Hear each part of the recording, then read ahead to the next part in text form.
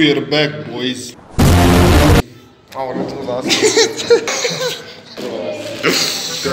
Suntem înapoi pe această platformă minunată a YouTube-ului.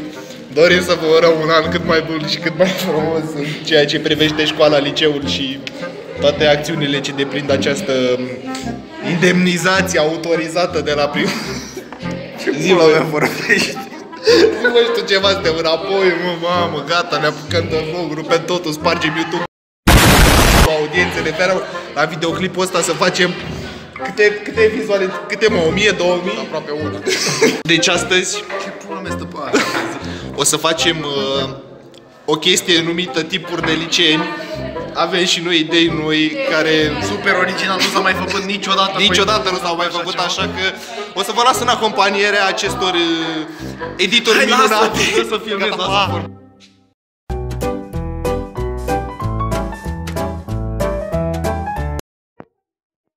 Dăm te zamate!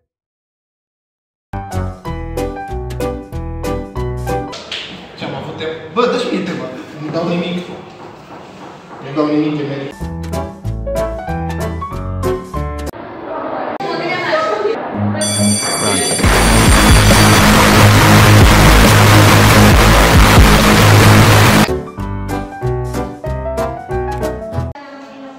Hello, darkness, my old friend.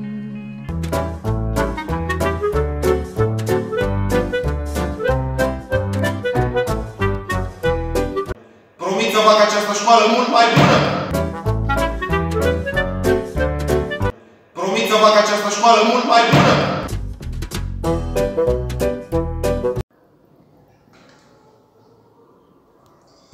Eu nu plec aici, am trebuie să învăț.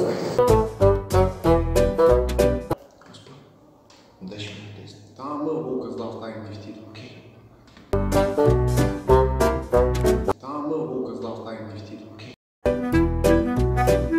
Da, mă, bă, că-ți dau, stai liniștit, ok? Da, mă, bă, că-ți dau, stai liniștit, ok? Bună ziua!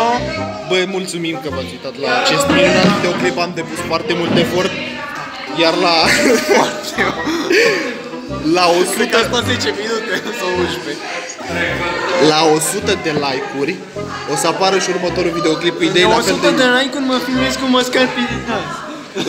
la 100 de like-uri o să filmez alt videoclip cu idei mult mai interesante. Pa pa pa pa pa pa.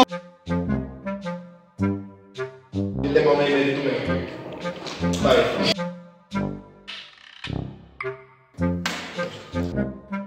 Nu s-a focalizat. Băga-mi